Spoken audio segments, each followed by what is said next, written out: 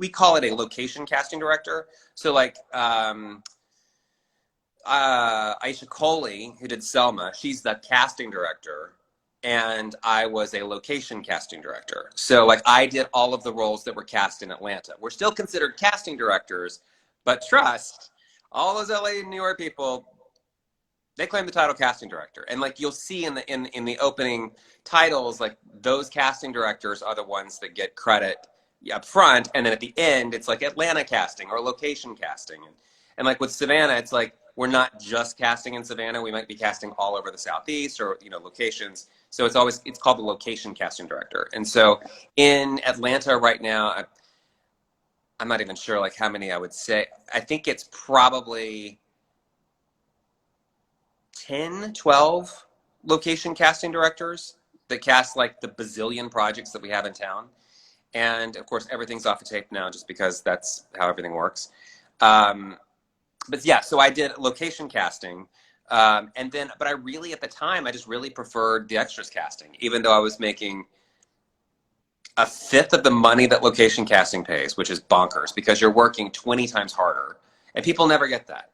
They never get that. Can I commend, when I saw that you did extras casting, there was a special place in my heart for that because now I only watch the extras because I'm like, okay, the leads, I get you, you're great, but I love watching the extras, who's pulling focus, who's doing their thing, like who is I think that's really hard to cast. So I commend you on that.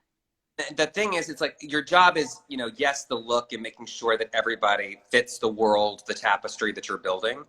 But more importantly, they only care that the background talent isn't driving the crew or the actors crazy.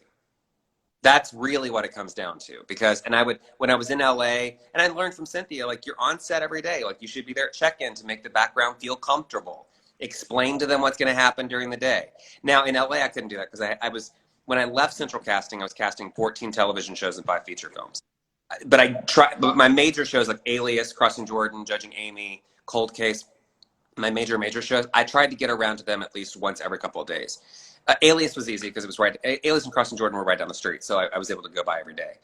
But your job was really more like, we had a costume supervisor in Alias that if there was one background person who didn't bring the right shoes, you would have thought this person had burned down the soundstage. I mean, like every department head would know about it. Oh my God, the extras again, blah, blah, blah. So your job is less about that. And especially like in small, you know, not to knock the market, but like in Savannah, like when we didn't have a lot of these films coming into town, people are not professional background talent. They have other jobs or they're retired, whatever it is.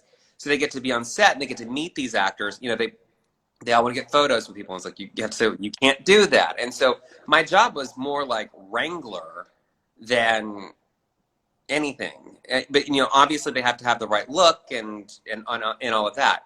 And what sucks about background talent here, not the talent, but casting in the Southeast, is we don't have union background. So all of our background talent are basically making just above minimum wage. Right. So we have to develop, as casting directors, extras casting directors, we have to develop those relationships with people so they will keep coming back. And I mean, it was exhausting, but I did enjoy that relationship with my extras. I loved being on set with them. I loved hearing their stories. I loved the communication that I had with the crew, and I loved being able to sit back and watch it. And like with location casting, not to knock it, I mean, I'm an actor as well, but it's like when you see people on all their socials, like raving about their role, and then which, God bless, yes, do the things, like celebrate the win, because one win is always going to be the bigger win. But then you see that maybe they just had one line in that episode, which is not to knock them, but then those are the same people that knock people doing background work. And I have a real problem with that. Because a lot of people that I have cast have been upgraded on set, especially here in the Southeast. I think it's a great Sure, don't do background talent forever if you want to be a professional working actor, but it's a great place to learn how to back to one, mark, you know, repeating the same motion over and over and over again. It can be your own little challenge, because if you're eating food, you have to match that every single time, which becomes a thing that they don't teach classes in that. And that's something that's very, very important. You learn the lingo on set. You meet people on set. And so whenever I hear people like knocking background talent, it's like, you clearly don't know what you're talking about, and then they're like, oh, well, you don't want to do background on that show because then you can never be an actor. I promise you, never in the history of Hollywood has a casting director ever sat down on the show? April Webster has never sat down and watched an episode of Alias and go, wait a second, that person in the background, make a note. Don't ever bring that person in for a principal part. Because how But the frack you gonna know? I mean, it's like that's this is good to know though, because again, that's what we're told as actors. Don't do background because then you'll never be considered for a principal role. So I love this conversation. I think it's really, really helpful. it's. I mean, and you see the divide. Like those casting directors, the CSA. Like I'm the casting director, you're the location casting director, and then extras casting isn't casting. That's my other favorite conversation, but it's a whole other topic. You're not really a casting director. You're an You're an extras coordinator, and it's like, and yet I'm the person that ends up having to find the babies who can talk when you find the twins. So yeah, it's that part of my. I did it for 30 years, and with this last movie that I worked on, I was working with a very inexperienced director, and I got what's the word that's not a curse word? I was like politically correct words. Okay. I got screwed on my rate, and I was told my rate would be one thing, and then it wasn't. And then they said that I agreed to work for half of my low budget rate, and then if I saved them money after post production, and if there was money left over, then the other half of my fee would be a bonus. And I'm like, I have been on your movie since October. Are you high? And so I quit the film, and then a friend of mine came back on as a producer, and I went back for him, and I went back for the director as well because I liked the director.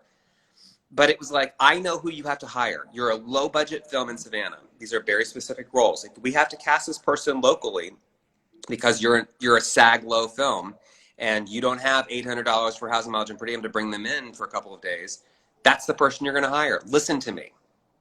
Otherwise, talk to Seth about getting more money to bring somebody in for that one. And then the producers were like bringing people in that they had met.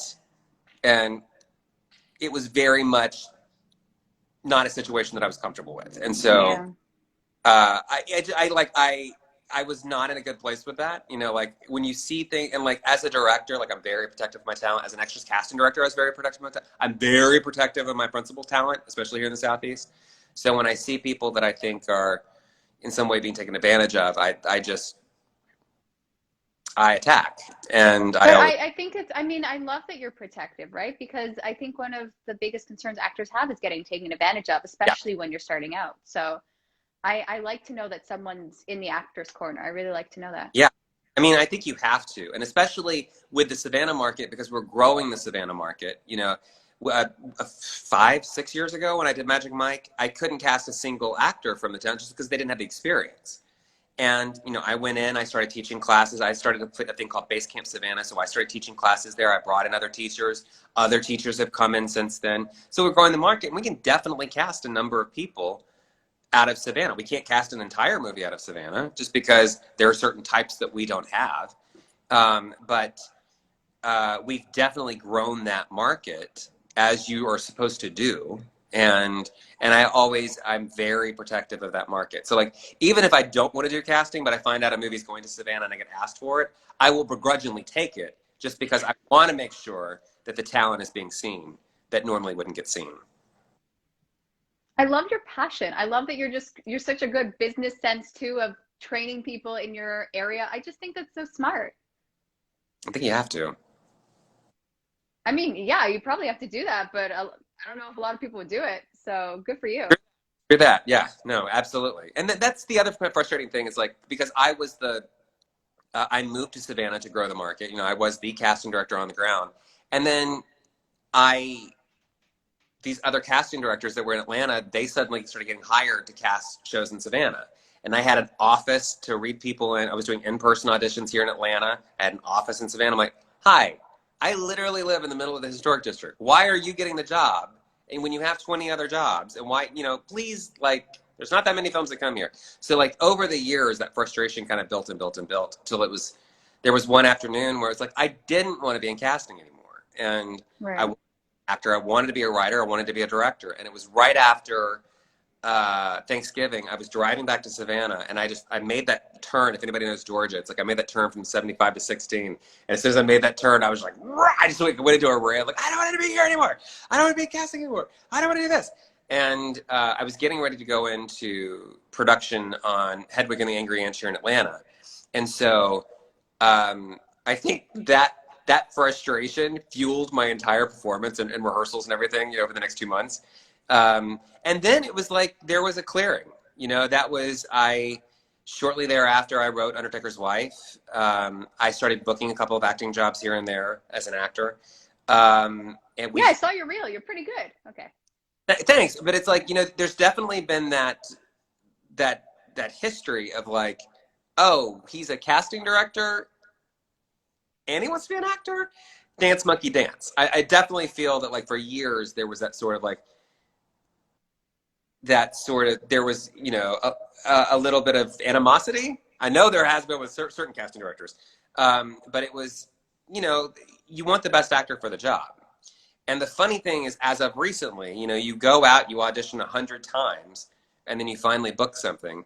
And it's only been recently with COVID that we are having to cast far more guest star spots, series regular, recurring. The kids from Outer Banks were all cast from here, and uh, we are definitely now responsible for casting bigger and bigger roles.